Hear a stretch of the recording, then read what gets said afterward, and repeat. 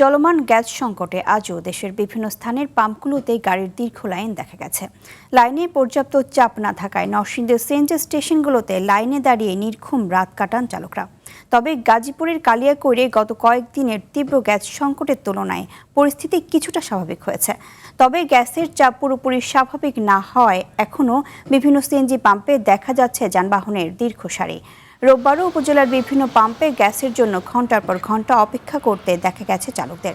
সংশ্লিষ্টরা বলছেন, আগের দিনের তুলনায় গ্যাসের সরবরাহ কিছুটা বাড়লেও সংকট পুরোপুরি কাটেনি। ফলে কয়েকটি পাম্পে গ্যাস পাওয়া গেলেও চাহিদার তুলনায় তা পর্যাপ্ত নয়।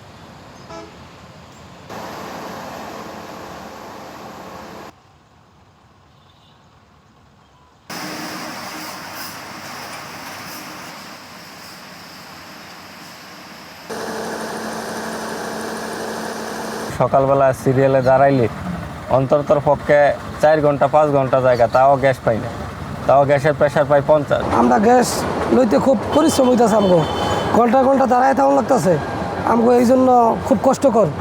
সকাল 7:30 সময় আইছি, এখনো নজরুল্লাহ রাইতারছি না। এই যে মার তো আইছি 65 টাকার গ্যাস ঢুকছে, বাইক যাইতার কোনো মতনে বাইক। পাম্পে তো প্রেশার নাই, গ্যাসে তো একদম 50-30 এরকম প্রেশার থাকে, আর 4-5 ঘন্টা সিরিয়ালে বসে থাকতে হয়।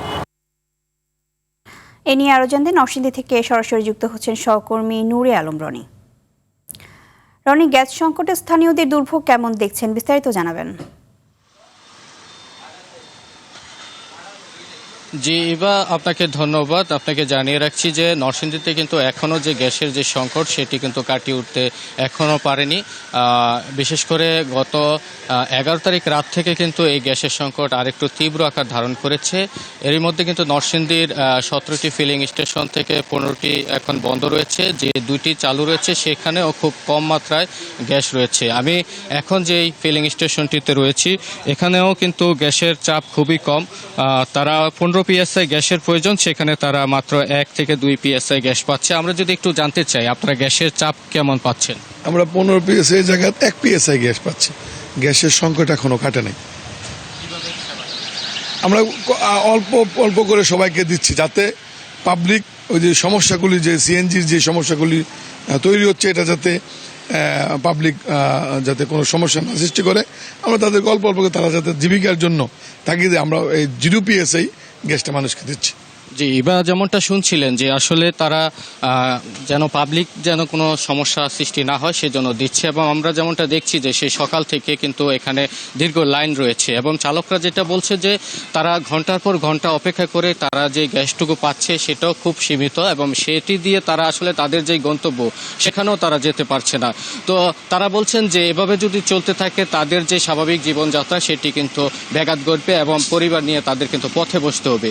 এছাড়া জানিয়ে রাখছি যে নরসিংদীতে কিন্তু এই গ্যাস সংকটের কারণে নরসিংদীর অনেক শিল্প কারখানা বন্ধ হয়ে গিয়েছে।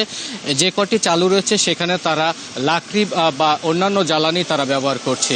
তো আমরা কর্তৃপক্ষের সাথে কথা বলেছিলাম, তারা যেমনটা জানিয়েছে যে এলএনজি টার্মিনালের যে সমস্যা সেটি আসলে সমাধান হওয়ার আগ পর্যন্ত এই যে সংকট সেটি কাটিয়ে উঠবে না, তবে কবে নাগাদ সেটি হবে সেটি তারা এখনো নিশ্চিত করে বলতে পারছে না।